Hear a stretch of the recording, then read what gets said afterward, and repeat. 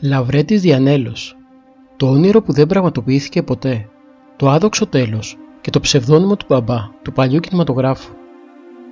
Συμμετείχε σε πολλές ταινίες του παλιού κινηματογράφου, αφήνοντας το δικό του στίγμα και μαγνητίζοντας το κοινό με το βλέμμα του. Στο βλέμμα του καθρεφτίζεται η αγνή ψυχή του ηθοποιού. Ένα πρόσωπο που συνδέθηκε με τη μεταπολεμική Ελλάδα. Με τα βάσανα, τη φτώχεια, τη βιοπάλη, τις λύπες αλλά και τις χαρές και την αισιοδοξία για ένα καλύτερο αύριο, την οικογένεια και την πίστη. Όλα καθρεφτίζονταν με έναν τρόπο πιστικό στο πρόσωπο του πατέρα της εποχής. Έναν πατέρα, τον οποίο ο ηθοποιός ενσάρκωσε με έναν τρόπο μοναδικό, οικείο, που τον ένιωθες δικό σου πατέρα. Το ίδιο πιστικός και οικείος ήταν και σε άλλους ρόλους που ενσάρκωσε, όπως εκείνος του παπά. Με ένα πρόσωπο καθαρό, με την αγνότητα και την απλότητα του χαρακτήρα του. Δεν ήταν δύσκολο να δημιουργήσουν τον ηθογραφικό τύπο που έμελε να τον ακολουθεί σε όλα τα χρόνια της καριέρας του. Άλλωστε και οι συνάδελφοί του είχαν να λένε για το χαρακτήρα του καλοσυνάτου Λαβρέντη, ο οποίος πέρασε στη συνείδηση όλων ως ο πατέρας του ελληνικού κινηματογράφου. Στο όμορφο και γραφικό χωριό του Πηλίου, τον Άγιο Λαβρέντιο, γεννήθηκε το 1911 ο αγαπημένος ηθοποιός. Από το χωριό του πήρε και το βαφτιστικό του όνομα, και θα πίστευε κανείς ότι το όνειρό του από παιδάκι ήταν να γίνει μια μέρα ηθοποιός. Όμως τα σχέδιά του δεν περιλάμβαναν πουθενά την υποκριτική. Ήθελε να γίνει μηχανοδηγός στα τρένα. Όπως έλεγε, πάντα τα τρένα τον μάγευαν και το συγκινούσαν, και είχε διακαεί πόθο να οδηγήσει μια μέρα ένα τρένο. Κάπως έτσι λοιπόν πέρασαν τα παιδικά του χρόνια στο χωριό, συχνάζοντας στο σιδηροδρομικό σταθμό, χαζεύοντας τους σειρμούς που έρχονταν και έφευγαν χωρίς εκείνον, αλλά με το όνειρό του να έρθει η μέρα εκείνη που ο ίδιος θα πάρει το τρένο της φυγής. Η μοίρα όμως είχε για εκείνον άλλα σχέδια. Τελειώνοντας το σχολείο και ασχολούμενος για λίγο με δουλειές του ποδαριού, κατέβηκε στην Αθήνα. Ήταν μέσα της δεκαετίας του 1930, αναζητώντας την τύχη του, και εκείνη τον οδήγησε μέχρι την εξώπορτα του Θεάτρου Τέχνης του Καρόλου Κουν. Μάλιστα ο Διανέλος έγινε ένας από τους πρώτους μαθητές του τεράστιου θεατράνθρωπου.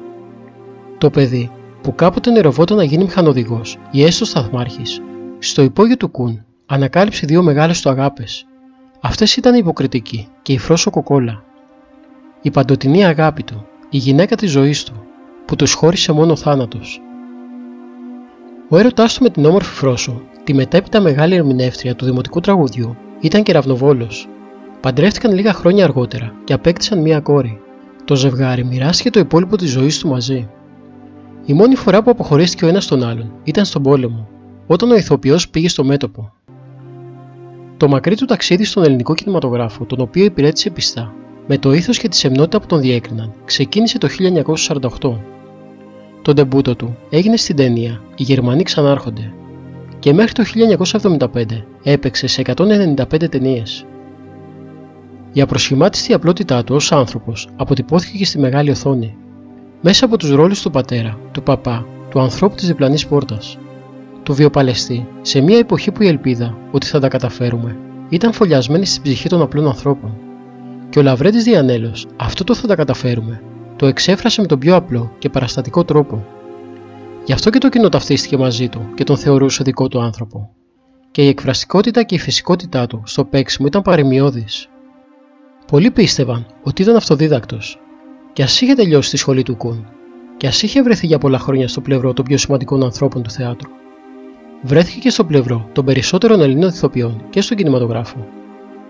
Ο στοργικός πατέρας της Αλίκης Βουγιουκλάκης στη Μανταλένα χάρισε σπουδαίες και αξέχαστες ερμηνείες.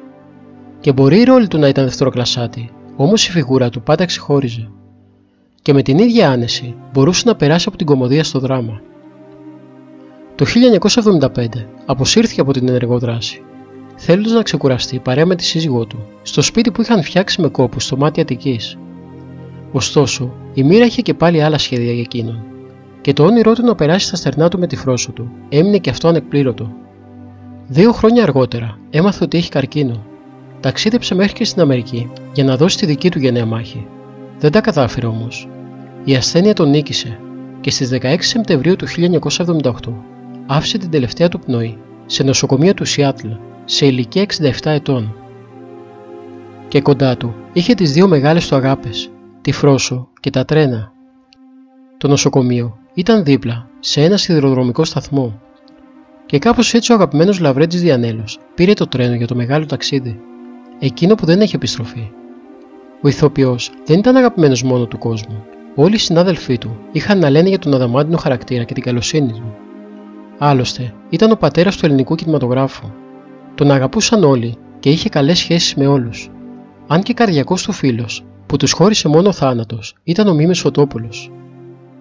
40 χρόνια στο σανίδι και στον κινηματογράφο και με 195 ταινίες στον ενεργητικό του, συνεργάστηκε σχεδόν με τους πάντες.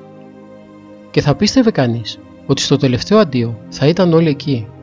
Όμως εκείνη τη μουντή φθινοπορεινή ημέρα ήταν λίγοι συνάδελφοί του που βρέθηκαν στην κηδεία του. Μάλιστα, η απουσία τους προκάλεσε αλγινή εντύπωση και σχολιάστηκε έντονα από τον τύπο της εποχής. Ο κόσμος όμως ήταν εκεί. Αποχαιρέτησαν τον πατέρα του ελληνικού κινηματογράφου με το δικό τους αντίο. Ο Θεός να αναπαύει την ψυχή του και όλων των ηθοποιών που μας χάρισαν αξέχαστες στιγμές.